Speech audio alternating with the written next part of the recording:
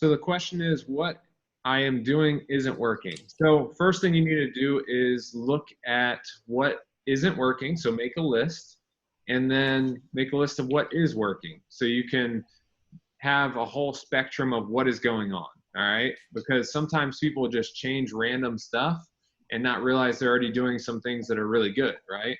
So you want to do a process elimination. Once you make your list of like what's not working, we want to see and look at what's some blaring issues. So some of the ones that were presented by you guys were not planning, not tracking your progress or your food or your workout, any of that stuff, giving in to unhealthy eating or just not working out or things of that nature, not sure what to eat, and then eating out of boredom.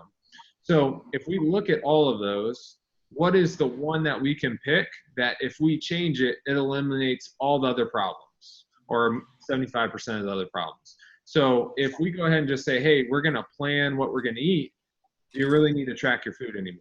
No. Are you going to give in more? No, because you already know what you're going to eat. You don't have to use your feelings to eat. You're just going to be like, oh, this is what's planned to eat. This is what I'm going to eat. This is what's in the house. If you plan it, then you're sure what to eat, right? And then you're not going to eat out of boredom because, again, you've planned it all out. So you're not just sitting there and be like, oh, well, let's just eat this because this is what I feel like doing. All right. So that's the whole thing. You want to just choose one thing out of the things that aren't working that can be a domino that will knock down everything else. And then we really want to look at what is working, because that's the secret. When you look at what's working, you can actually amplify that because that's the stuff you're already good at, right?